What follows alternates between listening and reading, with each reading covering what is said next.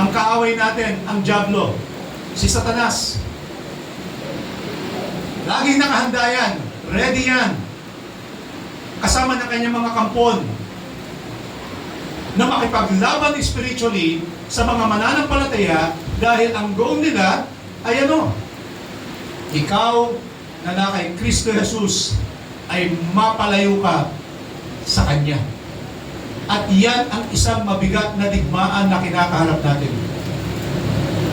Ilan sa atin sa mga mananampalatayang ito na honestly masasabi mo sa puso mo na ikaw ay nasa church ngayon dahil mahal mo ang Panginoon? Ilan sa inyo na naririto ngayon na dumalo ka ng church na ito dahil yan talaga yung puso mo para sa Panginoon? Ang nakakalungkot isipin, mga kapatid, may mga mananampalataya na pumupunta na lang ng church sapagkat ito ay nagiging parte na lang ng ritual nila sa buhay, na para bagang, alam niyo yung old religious system natin, na kapag hindi tayo umattend ng church, eh parang kulang. Pero pagdating sa church, ang puso at isip ng bawat isa ay napakalayo. Marami po tayong struggles even sa ministries. Binigyan tayo ng ministry pero hindi natin binibigay ang best natin. Kasi yan ang gusto ng kalaban. Maraming sumasagabal na sa isip natin at nadadivert na ang ating isipan sa kung ano yung mahalaga at nafo-focus tayo doon sa dreams natin na maging ganito, tumaas ang antas ng buhay, yumaman, dumami ang mga material na bagay. Kaya mga kapatid, ang panalangin ko, ikaw dyan sa kinalalagyan mo ngayon, ma-realize mo sa buhay mo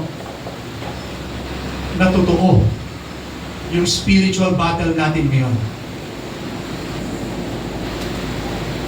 Huwag kang magpakakumpante. Sabi ng 1 Corinthians chapter 10 verse 12, huwag kang magpakakumpante na kaya mong tumindig na baka mamaya ikaw ay malaglag. Sapagkat sa Diablo, walang malakas. Kahit nga yung pinakamalakas na Kristiyano ay kayang patumbahin ng kaaway.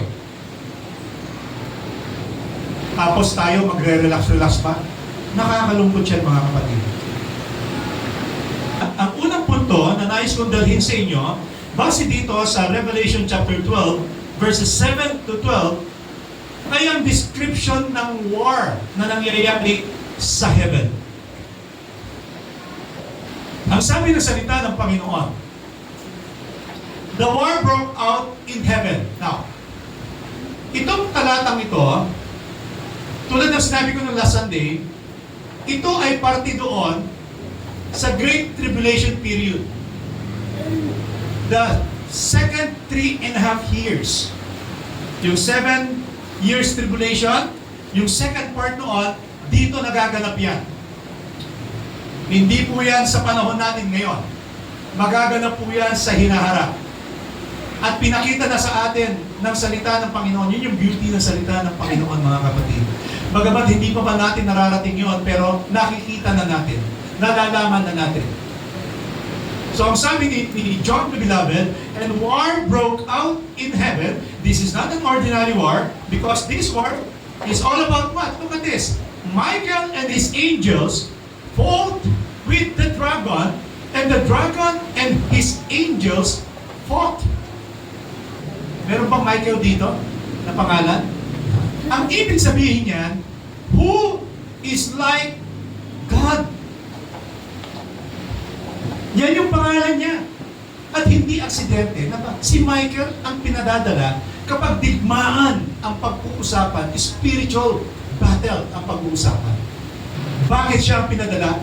Kasi tandaan natin, ang digmaan itong nangyayari at mangyayari sa langit ay hindi ordinaryong digmaan. This is called the ultimate spiritual warfare. Bakit ultimate spiritual warfare? Kasi ang kalaban niya rito ay si Satan mismo. Walang pwedeng kumalaban kay Satan. Kahit sino man sa atin. Dahil siya ay makapangyarihan na anghel, fallen angel, at siyempre, hindi niya matatapatan ng Diyos. Sa binasa natin kanina, na itong si Michael ay talagang nakipagtunggali kay Satan. No, sabi ko ang tanong ko sa inyo kanina, bakit si Michael? Dahil ang ibig sabihin ng kanyang pangalan ay who is like God. So in other words, mga kapatid, tingnan natin ang isang talata sa verse na magpapakita sa atin kung bakit napaka-significant ng role ni Michael sa paglaban kay Satan. Sa Jude 9, ang sabi dito, yet Michael, the same Michael na minention dito sa Revelation, the archangel, in contending with the devil, when he disputed about the body of Moses. Naalala ninyo nung nag-dispute sila? Bakit? Anong intention ni Satan para sa body ni Moses? Ano? Ma-expose yan. Ma-expose. Kasi pag na-expose at alam ng maraming tao kung saan nakalibing at yung katawan ni Moses, ano mangyayari? Ang Arab nations ngayon, ang mga tao sasambahin niya si Moses more than God. At nakipag-content siya about the body of Moses. Dare not bring against him a reviling accusation, but said, ito na yun, bakit siya tinawag, who is like the Lord? Who is like God? The Lord rebuke you. Nakita niyo yan, mga kapatid? Makapangyarihan siya, pero nilabanan niya si Satan hindi ayon sa kanyang kapangyarihan. Nilabanan niya si Satan hindi ayon sa kanyang kakayanan. Pero nilabanan niya si Satan ayon saan? Sa kapangyarihan ng Diyos na kanilang sinasamba. Kaya sabi niya, the Lord rebuke you. Right? Magandang paalala po sa atin ito, mga kapatid. Na until today, consistent pa rin ang kaaway. Na nakikipag-struggle tayo sa Kanya. Ang sabi nga ng Ephesians chapter 6, verse 12, for our struggle is not against flesh and blood, but against the rulers, against the powers, against the world forces of this darkness, against the spiritual forces of wickedness in the heavenly places. Ganyan katindi ngayon ang kinakaharap natin mga Kristiyano. Na gusto tayong pabagsakin ni Satan. Gusto tayong pabagsakin ng kaaway. Kasi once na makita niya isang mananampalataya na nagsasabi, tagasunod ako ni Kristo, nagwo-worship ako sa pangtunay na Diyos. Once na makita niya na isang Kristiyano na nagsasabi, faithful ako, mahal ko ang Panginoon, na malaglag sa kasalanan, wasak ang patutuo at pangalan ng Diyos sa taong yan.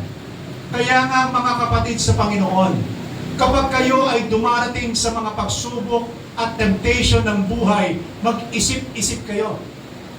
Bago natin gawin ang isang tukso na ikaw ay magkasala, isipin mo yung reputation mo, yung testimony ng Panginoon sa buhay mo.